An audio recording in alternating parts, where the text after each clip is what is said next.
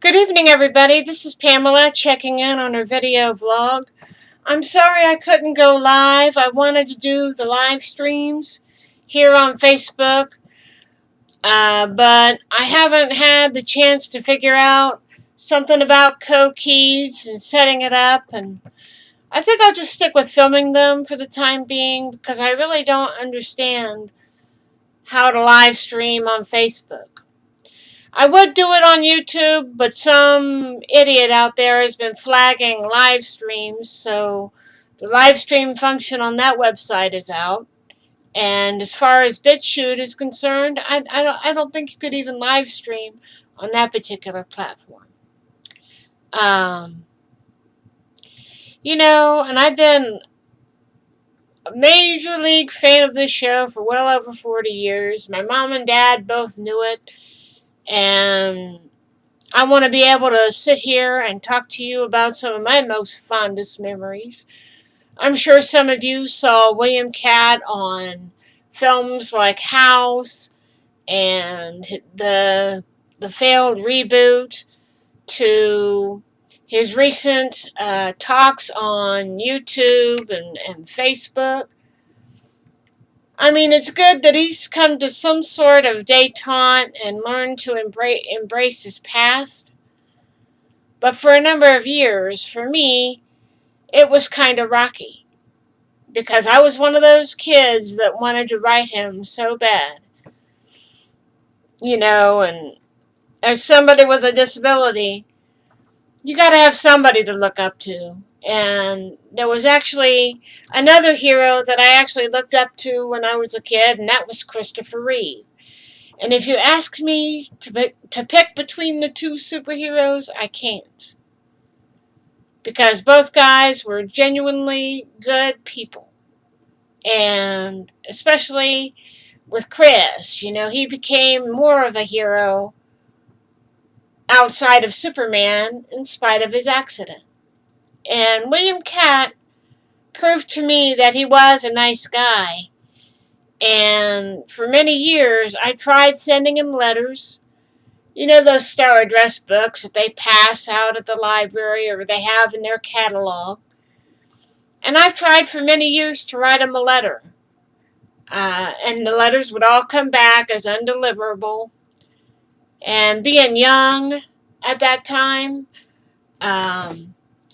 I would get so mad I would tear up the letters with the pictures inside. But my mom, it hurt my mom more than it hurt me because she paid for the school picture that was in that letter. But she had learned to let it go, and she knew how important it was to me to get in touch with this particular hero. Um, and then the internet happened in our lives. Thank goodness for the internet on a couple of accounts. Um, you know, I have used the internet to get in touch with not only William Katt but other stars over the years, and it's worked out well for me. But William Katt was the first big one that I was able to get in touch with through the Greatest American Hero, William Katt, the person who runs that. Um, you know, I sat in front of my computer. Somebody told me that he was doing a play at the Pasadena Playhouse, and somebody said, well, why don't you send your letter there? He's due to do a play there. And I thought, well, okay, I have nothing left to lose. And this is when the electric tiki statues were coming out, and I had spent what money that I had in my savings account to buy the electric tiki statue because it was a limited edition number. And I wrote my life story in a letter and sent it to the guy. And I basically said, I've been a fan of your show for a long time. It's helped me through a lot of emotional and possible physical pain that I've experienced over the course of my young life. And it's really gotten me through a lot of stuff. And I said, I know a lot of people pick on Ralph for not being able to fly straight or master his landings. But I said, I think in general, I think fear is what kept him from mastering those abilities. But I think if he knew that it was okay to be scared, I think he would be not so afraid to try and do certain things with the suit, whether it was learning how to fly or learning how to land or learning how to master some of the basics that the suit had, like the Wilbur and Orville factors that they had been missing, as Maxwell would say. And I basically poured my life out to this man that don't know me from Adam. And I sent the letter. I did not bother to put the address of my home in that particular email because I didn't think nothing was going to come of it. I log off and do things with my family, and I get back on sometime later. I think it was later that particular evening that I wrote the email. And the young lady that runs William Katz's main page said, "What's your address, honey? He wants to get in touch with you." And I sent her the address, and the clock ticks, and I'm waiting for something to come. I said, "Oh my God." And my mom's like, "What's wrong?" And I said, "Well, I sent the letter like you pushed me to do." And she's like, "Yeah, did you put your address in there?" And I said, "Not at first." But the young woman that works with him wanted me to give her my address so she can get it to him and he would send a correspondence. So a couple of days go by and I'm thinking nothing of it. I get busy with other things, and then one day a letter shows up, a big envelope that has Cat written on it, no address, which I could understand because it's a safety thing for big stars. Not only did I get a response, I got a letter, I got a couple of pictures, and a picture of the animated version of the Electric Tiki statue that he had signed. And, he sent me like a nice letter. I'll have to find it. I got to archive some here in my house. But he was so nice. He sent me a couple of little pictures. One where he had a picture of himself framed in his house, wearing the suit, slinging the cape over his arm, and smoking a stogie. I'm sure some of you have seen that picture. And the Electric Tiki picture he also signed. And it showed me that he was a nice man. I think people in the business tend to move around a lot more because they're busy. They're doing different projects and they go to different managements and the usual stuff. But, like a lot of people, they pick on the Trekkies if they're Trekkies. There are a lot of people that pick on people who like the film Grease. And there's a lot of people that pick on us for liking a guy in a red suit. But to me, Ralph was something special. He was a one of a kind. He was a real guy. He didn't fight out of this world aliens. He fought real villains and dealt with real world problems and dealt with people problems. And there's a couple of episodes that really bring that point home. The Good Samaritan is one such good story of Ralph trying to be the ultimate do-gooder. He saved that young girl from a burning building and tried to help Ira save his home from the establishment when the poor old fella loses his wife and misses a payment on the house in the 70s.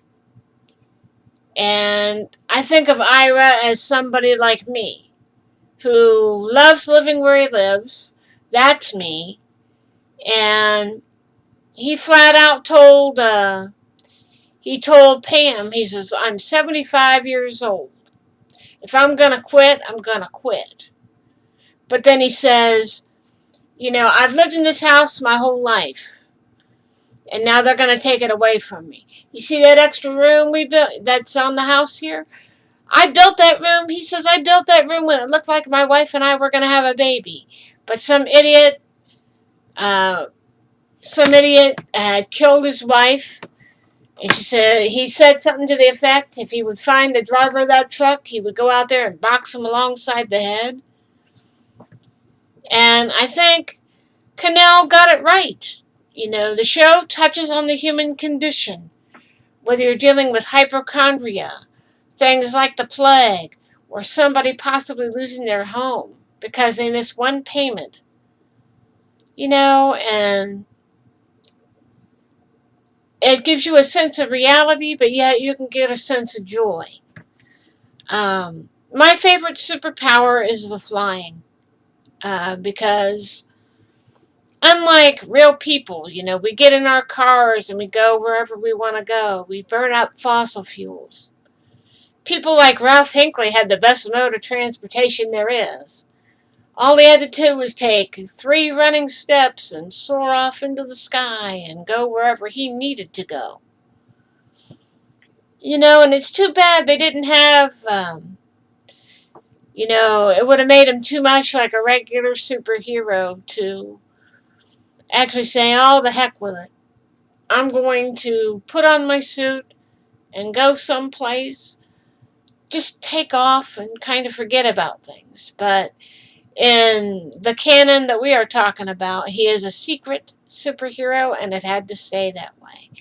That was the only drawback to the show, but it would have been nice to have some dream sequences. If something like if Ralph got sick or injured when not wearing the suit, maybe somebody else could fit into the jammies until Ralph could get back on his feet again. I used to have a lot of the Starlog magazines where it talked about him and Pam possibly having a child with superpowers, but that would be too far-fetched and take you out of the realism of the television show. Because William would often say, this is about a guy trying to live a normal life as possible and is thrown into a absurd situation. It's like you're being put into a supersonic jet or like a high-powered flying machine, and you don't know how to work it. And the scary thing is he loses the instruction book. And I think he's being paralyzed with so much fear. He doesn't think he's ever going to master the suit. And I think that's what made him fly all crazy. And I said, I don't think the suit would have let him fall, I think fear kind of paralyzed him to a point. Um,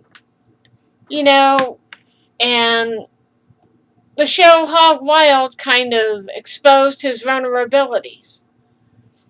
That's the one thing that irritated me about the Hog Wild episode, is because Ralph and Bill get roughed up by a bunch of throttle jockeys who are hell-bent on taking a town. They hold a young woman hostage. They rough up Ralph and Bill, and they learn about Ralph's secret weakness. That without the suit, he's just a normal guy. And I call, when somebody else puts on the suit and it doesn't work for them, I call that a safety feature. And it's a good thing, because other people have gotten a hold of the suit, and who knows what would have happened if they were able to figure out how that suit worked. So, this show had so many possibilities. Who knows where the show could have gone? It's 40 years on. I would write some fan fictions, but I don't know where I could go and write a fan fiction and be able to share it here. But, Ralph, Bill, and Connie were a one-of-a-kind team. And let's not forget Michael Pere, Jesse D. Gons, and Faye Grant, just to name some of the backing cast that have supported Ralph and his world, It would have been nice during the course of the series run that we do see some of the kids graduate from Whitney High School and how they were able to prove to Mr. Knight that just because the kids are troubled doesn't mean they can't clean up their act and accomplish great things. So, yeah. But I want to hear how you guys got into the show. Enough about me talking. But I want to hear about how some of you have gotten into the show. What's your favorite superpower? Do you wear your costumes just on Halloween, or do you wear them whenever you want?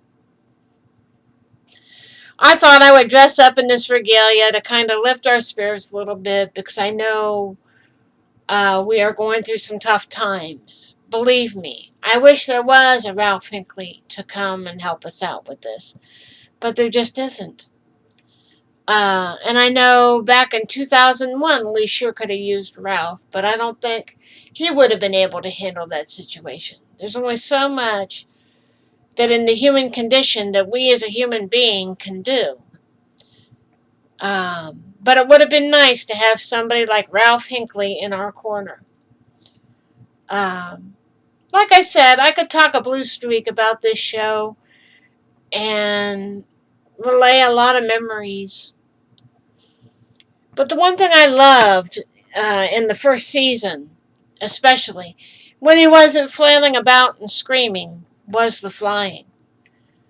Because if you watch the first season, after he stops screaming and flailing about, you could just get lost in that. I don't know why, but I just get lost in that.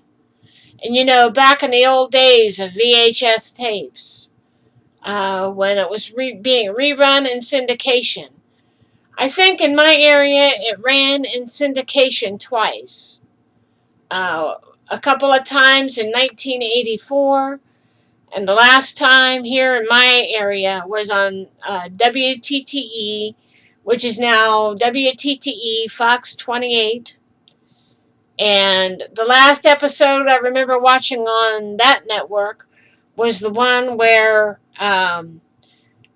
Ralph, Bill, and Pam are trying to find the plane, the Zephyr. And it's amazing how things can stick in your mind that could hold on to you for your whole life.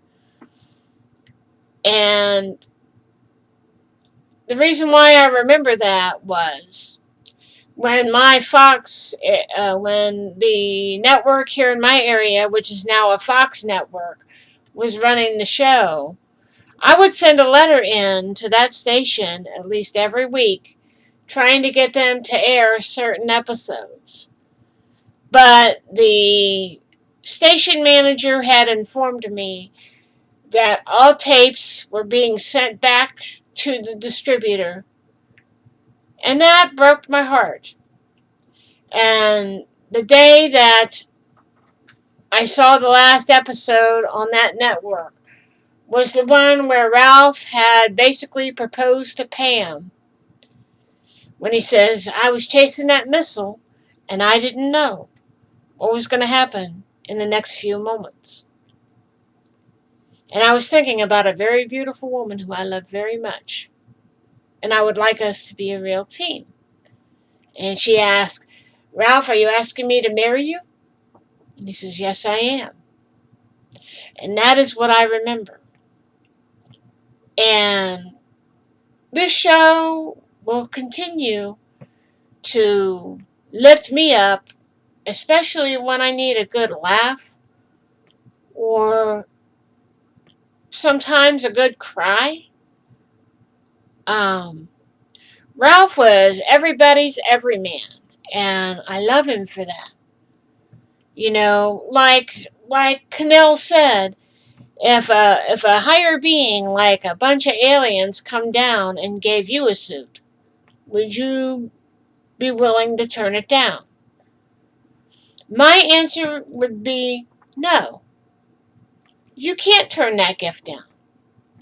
Because I would be thinking, gee, things must really be bad for them to come to a ordinary every person to have them do a job that would be normally regulated in the comic books. So, we need more shows like that. We did have one similar to that. It was called The Thundermans. But, we're looking into that. They're an older couple. The Thundermans was an older group of superheroes that was raising kids and giving them their spiel on life as a superhero. And as we all know, William Katt came on board toward the end of that series and became Pop Thunderman. And sadly, that show went off the air. But, I look back at this show, The Greatest American Hero, and have a lot of fond memories. And who didn't want to put on their 80s tees costume and go to a Comic-Con and meet the man and the woman who played his wife, and those who were lucky enough meet Robert Culp, the overzealous FBI man who wanted to nail commies under every bush. I would have killed for that.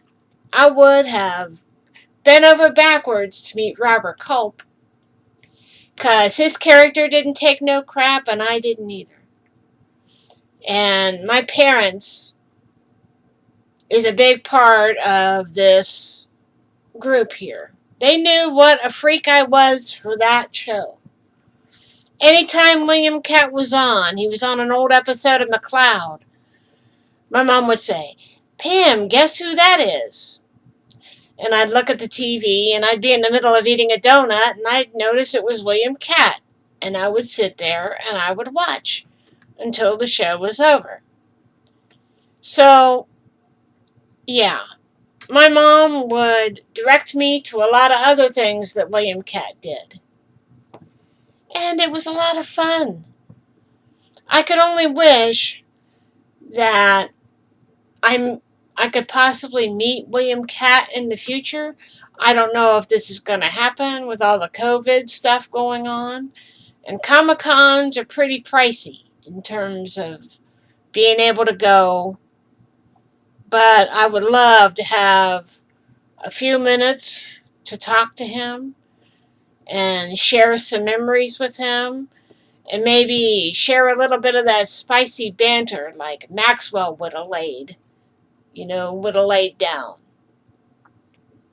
I said, do you want me to, I would probably say, sir, do you want me to call you Bill? Do you want me to call you the kid? Do you want me to call you Ralph? Do you want me to call you any of your other characters that you've ever done? And just have fun. I'd probably geek out. But to those of you that are watching this, I want you to hold on to those memories. They'll get you through anything. I wanted to use this as a good platform where we could relay our memories, share our pictures, and if you've met any of the cast, whether it's the three leads, Bob, Bill, and Connie, or Michael Pere, Faye Grant, and some of the other cast members, be sure to share them here. I welcome it. And make sure your photos are tagged, and I'll put them in the photo album for fan pics. I put my picture of me in the suit here last night or the night before. I want all of us to come together, whether we're friends or not. But Greatest American Hero might not have had too long of a run, but I think it had one of the nicest body of works that it's ever been presented to television. I kind of wish we would get back to those simpler days, but With the way things are these days, it's kind of next to impossible. But let's just keep the show going as long as we can. Share it with your little ones. And I'm glad to see the younger generation picking up on it. They're the ones that's going to have to carry the torch for us. And, you don't want to grow up too much. I mean, I'm going to be 49 here next month on May 1st. If there was one present that I would want for my birthday, is to meet the man who really kept the fire lit for those that have dreamt of being a superhero and wanting to do the right thing. I hope you guys enjoyed this talk. I hope this helps relieve some of the stress that we are all going through. And even if Ralph doesn't exist in real life, he can exist in our dreams. If you go to bed at night and you're feeling down, clear your mind. Open your mind up to what makes you happy. This show certainly does make me happy. And I'm one of those kids that's always had these dreams of doing the right thing. And maybe being a superhero is one of those jobs that I would have loved to have taken on. Because it would give me a use. I wouldn't feel so helpless, and I would be able to do the right thing and help kids in need. And we need more heroes like Mr. Hinckley. We need more good guys like William Catt and Robert Culp and Connie Selica to give people a good role model to follow. And again, I think about that people count speech. It doesn't matter whether you're disabled or not, whether you're from another country. If Ralph says people count, people count. And that's where I'm going to end it for tonight. If you guys have any favorite episodes, if you have a video camera, film it. You could share it on Facebook if you want. And I could catalog those too. I could download them and I could catalog them. So I could start a video album for whatever we want to talk about, certain episodes, guest stars. We could do that. I'm going to try and figure it out, but we will do that. And I want to do this as I'm doing this page as a labor of love to the original people that got the show off the ground in the first place. And I want to thank William Catt, Connie Selica, and dedicate this to the memory of Robert Culp, Stephen J. Cannell, and William Bogert, who recently passed away. Let's keep this show flying for as long as possible. It's almost 11 o'clock. I want to try and get off here and do some more show grabs. I think I'll do some more flying shots before bed tonight, and then I'll probably work on some more here in a couple of days. I don't want to over bombard the page. But if you guys have anything you want to add here, feel free to make a video, share it to the group. I'll be sure to catalog it and put it in a permanent library so we could all view our videos. And maybe someday we could have like a big get-together here, either in my city of Columbus. Seeing as how I don't get on airplanes to fly, I've never done it. But I'm hoping someday to be able to meet the man behind Ralph Hinckley. Because that would be the icing on my cake. Even if I go either on my wheelie walker or in my power chair. I want to be able to meet the man and thank him for all the years of joy that he has brought to people like me. Have a good night, everybody, and we'll have another discussion sometime soon. Keep flying, everybody, and be safe. Have a good Easter, and I'll talk to you again soon. Bye bye.